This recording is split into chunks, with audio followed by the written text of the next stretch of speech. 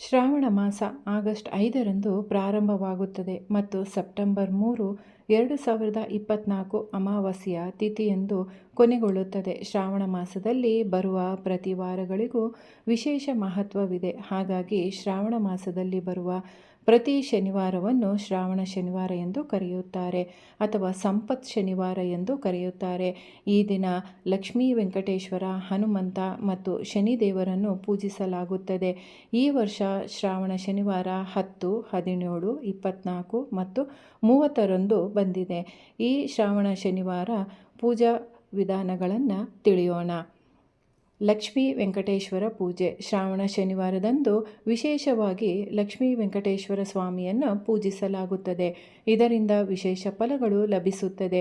ಈ ದಿನ ಮನೆಯನ್ನು ಸ್ವಚ್ಛಗೊಳಿಸಿ ತುಳಸಿ ಕಟ್ಟೆಯ ಮುಂದೆ ಶಂಖ, ಚಕ್ರ, ರಂಗೋಲಿಯನ್ನು ಹಾಕಿ ಸ್ವಾಮಿಯ ಫೋಟೋಗೆ ತುಳಸಿ ಹಾರ ಹಾಕಿ ಹಳದಿ ಹೂಗಳಿಂದ ಅಲಂಕರಿಸಿ ವಿಶೇಷವಾಗಿ ಅಕ್ಕಿ ಹಿಟ್ಟಿನ ದೀಪವನ್ನು ಬೆಳಗಿಸುತ್ತಾರೆ.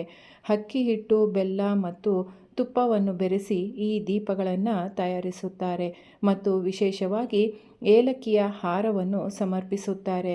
ಇದು ಕಾರ್ಯಸಿದ್ಧಿಗಾಗಿ. ಪೂಜೆಯ ವೇಳೆ ವೆಂಕಟೇಶ್ವರನ 108 ನಾಮಗಳನ್ನು ಜಪಿಸುತ್ತಾ ಪೂಜೆ ಮಾಡಿದರೆ ವಿಶೇಷ ಫಲ ಪ್ರಾಪ್ತಿಯಾಗುತ್ತದೆ. ದೇವರಿಗೆ ಸಿಹಿ ನೈವೇದ್ಯವನ್ನು ಅರ್ಪಿಸಬೇಕು. ಶನಿದೇವನ ಪೂಜೆ. ನಿಮ್ಮ ಜಾತಕದಲ್ಲಿ ಶನಿ ಸಾಡೆ ಸಾತಿ, ಅಷ್ಟಮ ಶನಿ ಮತ್ತು ಪಂಚಮ ಶನಿ ಮುಂತಾದ ಶನಿ ದೋಷವಿದ್ದರೆ ಶ್ರಾವಣ ಶನಿವಾರದಂದು ಶನಿ ಪೂಜೆ ಮಾಡಿದರೆ ಶನಿ ದೋಷ ನಿವಾರಣೆ ಆಗುತ್ತದೆ. ಈ ದಿನ ಶನಿಯ ಜೊತೆ ಶಿವನ ಪೂಜೆ ಮಾಡುತ್ತಾ ಮೃತ್ಯುಂಜಯ ಮಂತ್ರವನ್ನು ಪಠಿಸಬೇಕು.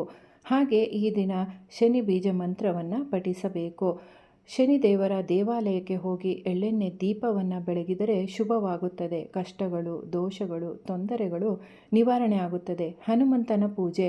ಶ್ರಾವಣ ಶನಿವಾರದಂದು ಹನುಮಂತನನ್ನು ಪೂಜಿಸುವುದರಿಂದ ನಿಮ್ಮ ಜೀವನದಲ್ಲಿ ಎದುರಾದ ಕಷ್ಟಗಳು ನಿವಾರಣೆ ಆಗುತ್ತದೆ. ಶನಿ ದೋಷದಿಂದ ಮುಕ್ತಿ ಪಡೆಯಬಹುದು. ಪ್ರತಿದಿನ ಹನುಮಾನ್ ಚಾಲೀಸ್ ಹೇಳುವುದರಿಂದ ಮನೆಯಲ್ಲಿ ಸಕಾರಾತ್ಮಕ ಶಕ್ತಿ ನೆಲೆಸುತ್ತದೆ. ಕುಟುಂಬದಲ್ಲಿ ಸುಖ, ಶಾಂತಿ, ನೆಮ್ಮದಿ ಮತ್ತು ಸಮೃದ್ಧಿ ಪ್ರಾಪ್ತಿಯಾಗುತ್ತದೆ.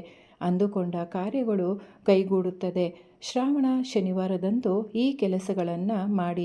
ಶ್ರಾವಣ ಶನಿವಾರದಂದು ಶನಿದೇವರಿಗೆ ಸಂಬಂಧಿಸಿದ ಕಪ್ಪು ಬಟ್ಟೆ, ಕಪ್ಪು ಎಳ್ಳು, ಬೀಗಗಳು, ಛತ್ರಿಗಳು, ಬಟ್ಟೆಗಳು ಮುಂತಾದ ವಸ್ತುಗಳನ್ನು ಬಡವರಿಗೆ ದಾನ ಮಾಡಿ. ಈ ದಿನ ಶಿವನಿಗೆ, ಶನಿದೇವನಿಗೆ ಪ್ರಿಯವಾದ ಶಮ್ಮಿ ಹೂವುಗಳನ್ನು ಅರ್ಪಿಸಿ. ಇದರಿಂದ ಶನಿಗ್ರಹದ ಸಾಡೆ ಸಾತಿ, ಶನಿ ದೋಷ, ಶನಿ ಮಹಾದಶ, ಪಂಚಮ ಶನಿ ಮತ್ತು ಅಷ್ಟಮ ಶನಿ ಇನ್ನಿತರೆ ಶನಿಗೆ ಸಂಬಂಧಿಸಿದ ದೋಷಗಳು ನಿವಾರಣೆ ಆಗುತ್ತದೆ. ಪ್ರತಿ ಶನಿವಾರದಂದು ಈ ನಿಯಮಗಳ ಪ್ರಕಾರ ಪೂಜೆ ಮಾಡಿ ನಿಮ್ಮ ಇಷ್ಟಾರ್ಥಗಳನ್ನು ಸಿದ್ಧಿಸಿಕೊಳ್ಳಿ. ಈ ವಿಡಿಯೋ ಇಷ್ಟ ಆಗಿದ್ದರೆ ಪ್ಲೀಸ್ ಸಬ್ಸ್ಕ್ರೈಬ್ ಮಾಡ್ಕೊಳ್ಳಿ, ಲೈಕ್ ಮಾಡಿ, ಶೇರ್ ಮಾಡಿ, ಕಮೆಂಟ್ ಮಾಡಿ ತಿಳಿಸಿ. ಧನ್ಯವಾದಗಳು ಸ್ನೇಹಿತರೆ.